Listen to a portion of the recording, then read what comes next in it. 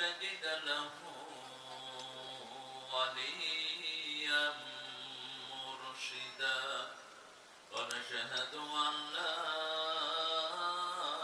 إله إلا الله وحده لا شريك له ونشهد أن سيدنا إمامنا قدوتنا حبيبنا طبيبنا وطبيب أرواحنا محمد الذي أرسله بالحق بشيرا ونذيرا وداعيا إلى الله بإذنه وسراجا منيرا فقد قال الله تعالى في كلامه المجيد فرقانه الحميد أعوذ بالله من الشيطان الرجيم بسم الله الرحمن الرحيم إن الله وملائكته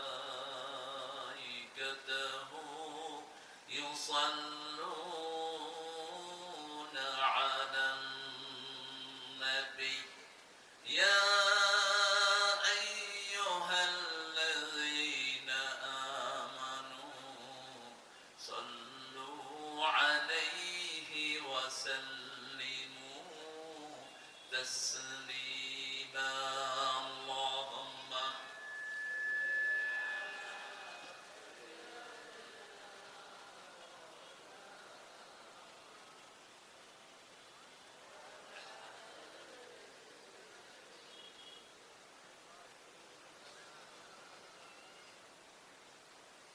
কেমন আছেন আপনারা?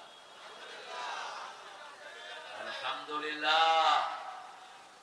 আমরা যারা কোরআন দিয়ে কথা বলি আমরা ভালোই থাকি। কোরআনের প্রথম শব্দ কি? আলহামদুলিল্লাহ। জান্নাতের প্রথম শব্দ আলহামদুলিল্লাহ। আরো উঁচু করে রাখার প্রথম শব্দ আলহামদুলিল্লাহ। ঘুম থেকে ওঠার প্রথম শব্দ আলহামদুলিল্লাহ। আল্লাহর সাথে দেখা করার প্রথম শব্দ, এটার উপর থাকবেন তো? থাকবেন তো আল্লাহর উপর? আল্লাহর উপর যারা থাকে না, আল্লাহর দলে, তাদের কোনো আমল কবুল হয় না। কার কথা? আল্লাহ। কোরআন শরীফের সূরা আল ইমরানে আল্লাহ উল্লেখ করেছেন, আল্লাহর দল যদি কেউ না করে তার কোনো আমল কবুল হবে না। আমরা আল্লাহর দলে থাকবো তো ইনশাআল্লাহ? দেখি কারা কারা থাকবেন না। আমি দুদিক থেকেই একটু ফিডব্যাক নিচ্ছি, মাইকটা ঠিক আছে তো, আর আপনাদের মনোযোগ ঠিক আছে কিনা। আমরা কোরআন ছাড়া কারো সাথে যাব না, রাজি আছি তো? আল্লাহর দল ছাড়া কারো দল করবো না, রাজি আছেন ভাইরা? হাত তুলে দেখা দেন কারা কারা রাজি আছেন।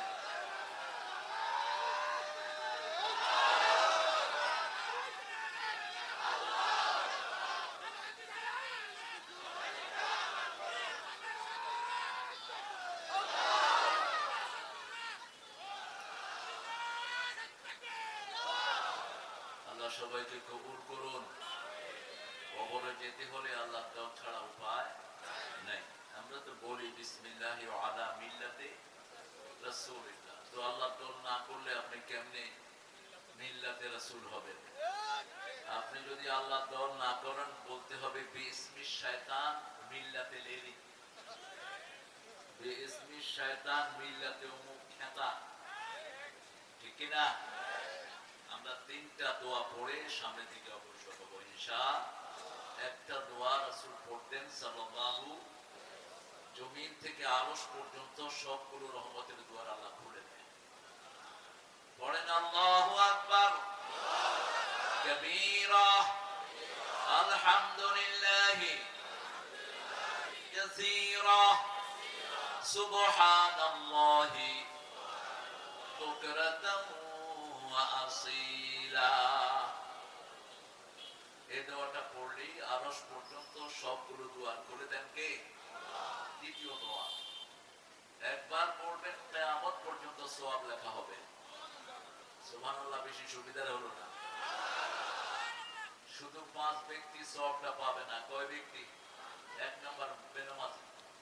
বেনামাজির সাথে আল্লাহর কোনো সম্পর্ক, যে নামাজ পড়ে না তার কোনো আমল কবুল হয় না। আল্লাহর সাথে সম্পর্কের মূল রশি হলো সালাত। মূল রশি কি? সালাত। 2 নাম্বার মুশরিক, শিরক করে, আছে না? শিরক আমরা করব না, আল্লাহ আমাদেরকে হেফাজত করেন। 3 নাম্বার বেদাতি, বেদাত করে, যেটা রাসূল করেন না, নিজেরা বানিয়ে নিয়েছে, আছে না এরকম লোক? 4 নাম্বার নবীদের সাথে যারা বেয়াদবি করে। কিছুদিন আগে এক ছেলে বেয়াদবি করেছে ভালুকানা কোঠা, জনগণ তাকে মেরে ফেলেছে, এটা উচিত হয়নি। বিচার কখনো নিজের হাতে তুলে নিবা না। যত বড় অপরাধী হোক, বিচার হতে হবে সিস্টেমেটিক অনুযায়ী। ঠিক আছে? ঠিক। আমি মনে করলাম উনি রং, আমি তাকে মেরে ফেললাম, এটা তো দেশ সংস্কার হলো না। রাসূল বলছেন বিনা বিচারে যদি কেউ অন্য ধর্মের কাউকে মারে, বিনা বিচারে জান্নাতের ঘ্রাণও তার নাকে আসবে না। খবরদার, যে কোনো একটা অপরাধ কেউ করলে তাকে কোর্টের হাতে সোপর্দ করতে হবে। ঠিক না বেঠি? এখনো তো দেশ একদম বলকাহারা হয়ে যায়নি, তবে চোর ডাকাত বিভিন্ন জায়গায় বসে আছে, এগুলো পরিষ্কার করতে সময় লাগবে, অল্প কয়েকদিন লাগবে। যেমন ঢাকা ভার্সিটিতে চোর ডাকাত কিছুটা পরিষ্কার হয়ে গেছে, জাহাঙ্গীরনগরে হয়েছে কিনা? হচ্ছে ইনশাআল্লাহ। একটা ভালো মানুষ দরকার একটা ভালো দেশ গড়ার জন্য। ঠিক না বাড়ি? 5 নাম্বার পিতা মাতার সাথে বেয়াদবি করে, এরকম ছেলে আল্লাহ রহমতে আপনাদের এলাকায় নেই। এটা মহামারী রূপ ধারণ করেছে। আব্বাকে গালিগালাজ করে, 14 গোষ্ঠী তুলে, বড় ছেলে পিতাকে তুইটাই করে বলে, এরকম বেয়াদব আছে না নাই? এদেরকে ধরে পিটিয়ে পুলিশের হাতে সোপর্দ করে দিবেন। পিতা মাতার যে অভিশপ্ত সন্তান, এগুলো বেঁচে থাকার কোনো অধিকার নেই। রাসূল বলছেন পিতা মাতাকে যে অমান্য করে, অর্থাৎ বলে যে তোমার মতো বাপ আমার না হলেই হতো, ওর উপর আল্লাহ লানত। যতক্ষণ পর্যন্ত পিতা মাফ করে না দেয় ততক্ষণ তার উপর লানতের কি আল্লাহ লানত দিতে থাকে। এই 5টা দোষ থেকে আমরা বেরিয়ে আসবো, আল্লাহ কবুল করুন। পড়েন সুবহানাল্লাহি ওয়া বিহামদিহি আদাদা খালকিহি ওয়া রিদা নাফসিহি ওয়া জিনাতা আরশিহি ওয়া মিদাদা কালিমাতিহি। দোয়াটা রাসূল 8 বার পড়তেন, সকালে 4 বার, বিকালে 4 বার। আমরা যেন পড়তে পারি, আল্লাহ তৌফিক দান করুন। দ্বিতীয় দোয়াটি একজন সাহাবী পড়েছেন রাদিয়াল্লাহু আনহু আরদা। আল্লাহ বলেছেন আমি নিজ হাতে পুরস্কার দিয়ে দেব। দোয়াটা এত বিশাল, ফেরেশতার কলম বন্ধ হয়ে গেছে। ফেরেশতা বলছেন মা আকতুবু আলা হাযা ইয়া রাব, O Lord, what should I write against this prayer? আমি কি লিখবো এই দোয়ার ফজিলত? সাহাবী দোয়া করলেন আপনার ক্ষমতা যতটুকু, আপনার প্রশংসা করে দিলাম ততটুকু। আপনার সাম্রাজ্য যত বড়, প্রশংসাও তত বড়। আল্লাহর ক্ষমতার শেষ নাই, সাম্রাজ্যের কোনো শেষ নাই। কি লিখবে ফেরেশতা? আল্লাহ বললেন উক্তুব কামা ক্বাল আবদি আনা আজজি বিহি, right it down the way my servant says, I will reward him personally. লিখে রাখো, আমি আল্লাহ নিজ হাতে এটার পুরস্কার দান করে দেব। প্রশংসা করলেই খুশি হন কে? আমরা খুশি হই না? মানুষও তো খুশি হয়। ঠিক না বেঠি? মানুষের ফিতরত, কোন মানুষ ক্রিটিসাইজ সহ্য করতে পারে না। প্রশংসা আছে যেখানে, ভালোবাসা। বলেন লাকাল হামদ ইয়া রাব কামা ইয়ানবাগি লিজালালি ওয়াজহিক ওয়া আযীমি সুলতানিক। প্রশংসা করলেই নিয়ামত বাড়িয়ে দেন কে? চাটমোহরে আগের থেকে নিয়ামত বাড়ছে না কমছে? আগে এখানে আম ছিল না, এখন আমও পাওয়া যায়। অনেক আগে কি এখানে আম ছিল? ছিল। এখন খুব কি পাওয়া যায়? কি পাওয়া যায় না সেটা বলেন। সবই পাওয়া যায়। একসময় স্বর্ণের জন্য বিখ্যাত ছিল চাটমোহর, এখন কি অবস্থা?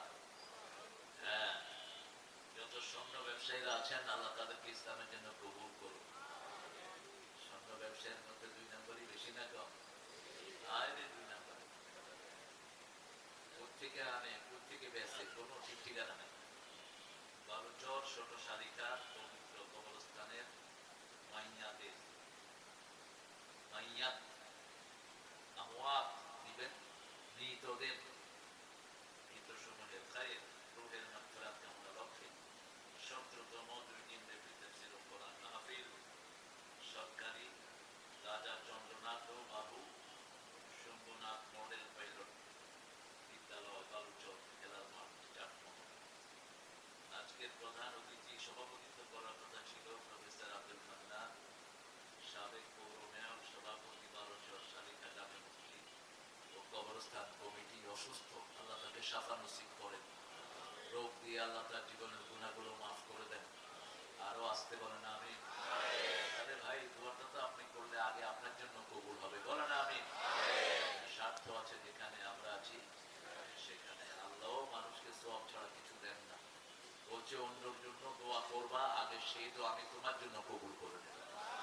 এই জন্য কারোর জন্য দোয়া করতে কৃপণতা করবেন না। প্রধান অতিথি জানাব আলহাজ মোহাম্মদ মঞ্জুর রহমান, সাবেক পরিচালক জনশক্তি কর্মসংস্থান প্রশিক্ষণ পুরো ঢাকা, উপদেষ্টা বালুচর ছোট শালিকা, বড় শালিকা আছে না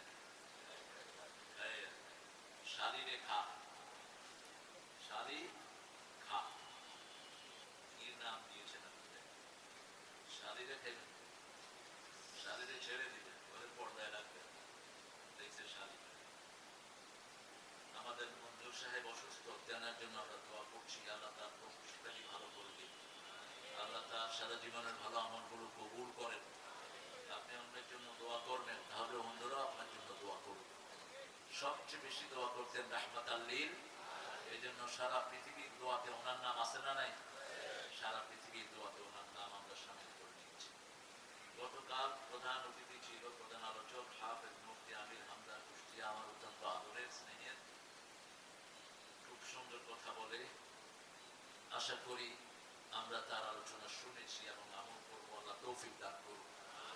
রেস্ট নিবা আমির হামজা, একটু বেশি তোমার শরীরের তো অনেক দখল গিয়েছে, তুমি একটু রেস্ট নিবা। মাওলানা মোহাম্মদ আলী আকবর নাটোরি আসছিল, মাশাআল্লাহ, আল্লাহ তাকেও কবুল করো। আজকে আমার আগে কথা বলেছে, আমার নামের অর্ধেক মনোয়ার। মনোয়ার হোসেন মমিন, খুব ছোট দেখেছি ওকে, এখন তো বেটা হয়ে গেছে। মাথায় পাগড়ি দিয়েছিলাম অনেকদিন আগে, খুব সুন্দর কোন সুরা দিয়ে কথা বলছে।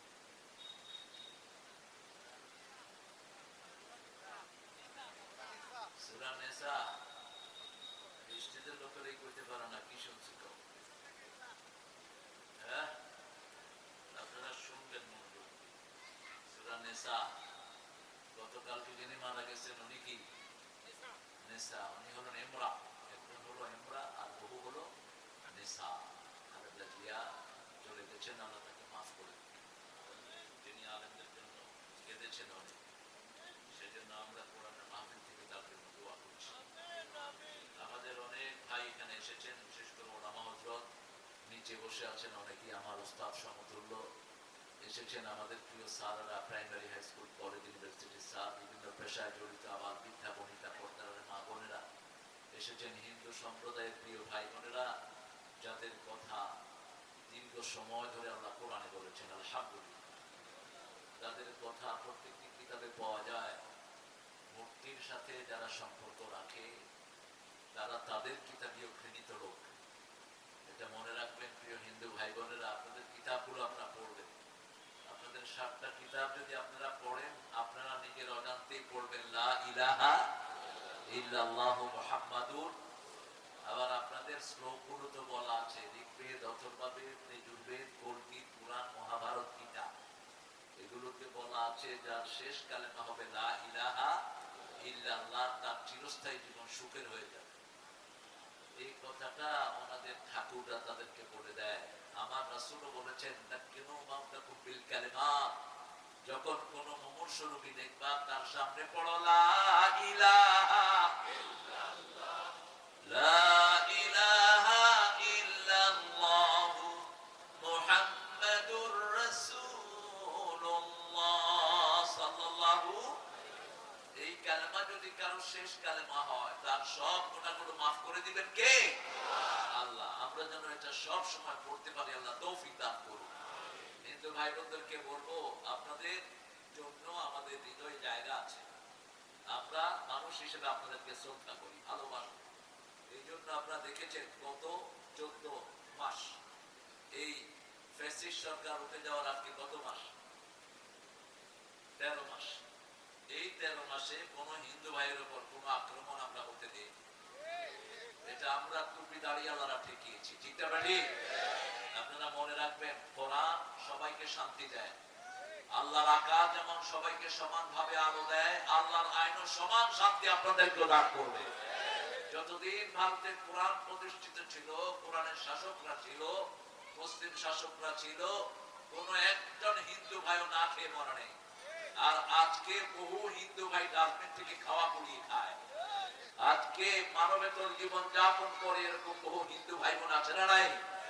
আল্লাহ তাদের সবাইকে ইসলামের জন্য কবুল করুন। আমি সূরা বনী ইসরাইল থেকে কথা বলবো, যেহেতু 17 নম্বর 17তম মাহফিল। 17তম সূরা কোনটা? জোরে বলেন। রাসূল এই সূরাটা রাতে পড়তেন, মায়েশার বর্ণনা সূরা বনী ইসরাইল, আর এর সাথে পড়তেন সূরা জুমার, সূরা মুলকের সাথে পড়তেন সূরা সিজদা। আবার ফজরের দিন সকাল বেলায় সূরা সিজদার সাথে পড়তেন সূরা তাহার। এইভাবে সূরা মিলিয়ে পড়তেন রাহমাতাল লিল আলামিন। সূরা বনী ইসরাইল, ইসরাইল বনী ইসরাইল হলো সাইয়েদনা দাউদ আলাইহিস সালামের নাম, সাইয়েদনা ইসহাক আলাইহিস সালামের নাম, ইয়াকুব আলাইহিস সালামের নাম হলো ইসরাইল। কি নাম? ইসরাইল। ইসরা মানে বান্দা, ইল মানে আল্লাহ। ইল মানে কি? আল্লাহ। হিব্রু শব্দ ইসরাইল, আল্লাহর বান্দা। কার বান্দা? আল্লাহর বান্দা। তিনার 12টা সন্তান ছিল। কয়টা? 12টা সন্তান। তিনার একজন সন্তান ছিলেন বনী ইসরাইলের প্রথম নবী, আর বনী ইসরাইলের শেষ নবী হলেন ঈসা আলাইহিস সালাম। উনি হলেন বনী ইসরাইলের শেষ নবী। আর আমাদের শেষ নবী, দুনিয়ার শেষ নবী হলেন রাহমাতাল লিল আলামিন। এই সূরাটা শুরু হয়েছে সুবহানা দিয়ে। সুবহানা দিয়ে আল্লাহ এই সূরা শুরু করেছেন।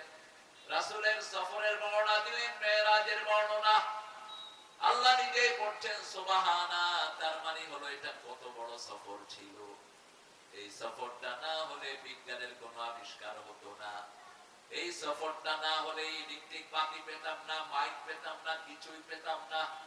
আকাশে প্লেন উঠতো না, টেলিভিশনে কিছুই দেখা যেত না। সব বিজ্ঞানের জন্ম হলো মেরাজ। জন্ম কোনটা? মেরাজ। রাসূল সাল্লাল্লাহু আলাইহি ওয়াসাল্লামকে তারা পাগল বলতো। তাদের কাছে কোনো এভিডেন্স ছিল না পাগলামি। কিন্তু রাসূল যে রাতে মেরাজে গেলেন, পরের দিন সকাল বেলা এসে তিনি বর্ণনা করছেন, কালকে রাতে আমি প্রথমে গিয়েছিলাম মদিনায়, তারপরে গিয়েছে বাইতুল লাহাম, বেতুল হাম যেটাকে বলা হয় এখন, বাইতুল লাহাম, যেখানে ঈসা আলাইহিস সালামের জন্ম। আমি সেখানে বাইতুল মুকাদ্দাসে গিয়ে দুই রাকাত নামাজ পড়িয়েছি। আমি ছিলাম ইমাম, ইকামত দিয়েছেন ইব্রাহিম আলাইহিস সালাম। সেখান থেকে আমি রফরফে করে 7 আকাশে চলে যাই। বাইতুল্লাহ থেকে আমি প্রথম বাইতুল মুকাদ্দাস যাই। বাইতুল মুকাদ্দাসে আমি ব্যবহার করি হলো বোরাক। কি ব্যবহার করেন? বোরাক। এরপরে সেখান থেকে আমি রফরফে করে উপরের দিকে যাই। মেরাজ, উরুজ। উরুজ মানে সিঁড়ি ভেঙে ভেঙে উপরের দিকে উঠি। সেখান থেকে আমি উঠলাম 7ম আকাশ, সিদরাতুল মুনতাহা, যেখানে জিবরাইল আমিন আলাইহিস সালাম আল্লাহর হুকুমের অপেক্ষা করেন। সিদরুল মানে হলো বড়ই। সিদরুল মানে কি? বড়ই। মুনতাহা মানে শেষ, অর্থাৎ দুনিয়ার ডেস্টিনেশন যেখানে শেষ, দুনিয়ার হুকুমগুলো আল্লাহ যেখান থেকে নাযিল করতেন সেটার নাম হলো সিদরাতুল মুনতাহা। এরপরে যাওয়ার আর কারো অনুমতি। এখন রাসূলকে কোথায় নেওয়া হলো? সেটা আল্লাহ রাব্বুল আলামিন সূরা বনী ইসরাঈল বলছেন লিনুরিয়াহু মিন আয়াতিনা ইন্নাহু হুয়াস সামিউল বাসীর। আমি আমার গোলামকে নিয়ে গেলাম আমার নিদর্শন দেখানোর জন্য। কতটুকু কাছাকাছি হয়েছে? কাবা কাউসাইনে আও আদনা, তীরের দুই মাথা যেরকম কাছে আসে এর চেয়ে নিকটবর্তী হয়েছেন তিনি কার না, তিনি নিকটবর্তী হয়েছেন জিবরাইল আমিনের। আল্লাহর নিকটবর্তী, আল্লাহকে দেখেননি, এটাই ফাইনাল। মায়েশা জিজ্ঞেস করছেন হাল তারা রাখো, আপনি আল্লাহকে দেখেছেন? মেরাজ দেখেছেন? না দেখি নেই, এটাই ফাইনাল। পর্দার আড়াল থেকে কথা বলেছেন আল্লাহ জাল্লা শানু, জান্নাত দেখালেন, জাহান্নাম দেখালেন, 11টি শর্ত দিয়ে দুনিয়াতে নাজিল করলেন রাহমাতাল লিল আলামিন। একটি ইসলামী রাষ্ট্রের পরিপূর্ণ কাঠামো কি হবে? একটা রাষ্ট্র চলতে অর্থনীতি লাগে, সমাজনীতি লাগে, আন্তর্জাতিক কূটনীতি লাগে। একটা রাষ্ট্র চলতে নারীর অধিকার লাগে। সবকিছু দিলেন এই মেরাজে।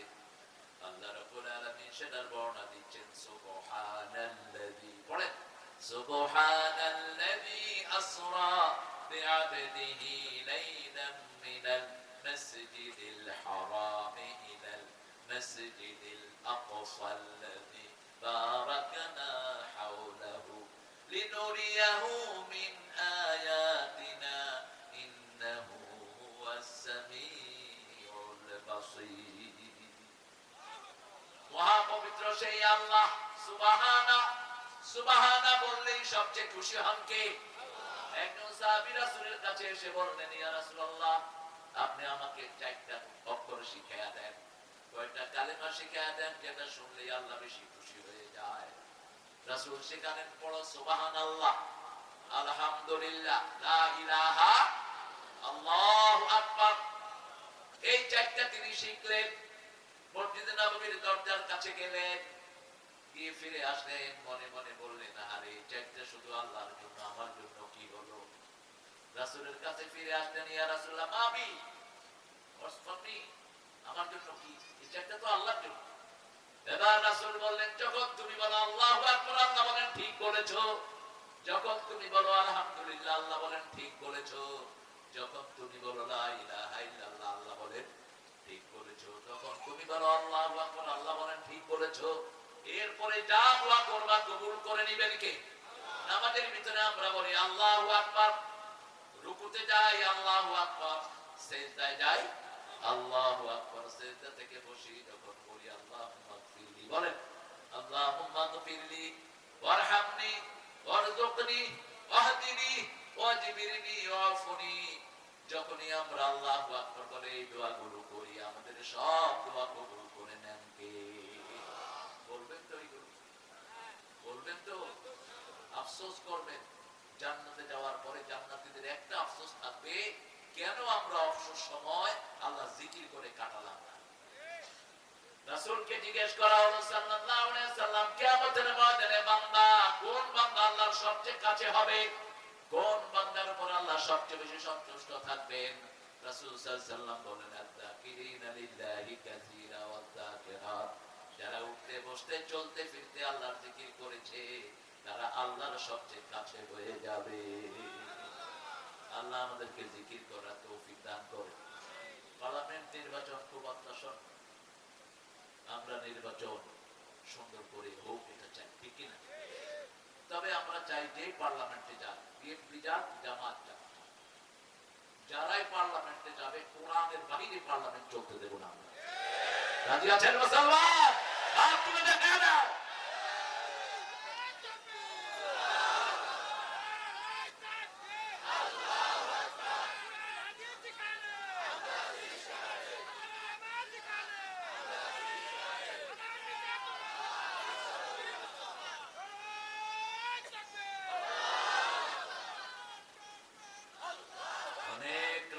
ষড়যন্ত্র হচ্ছে আমার দেশকে নিয়ে।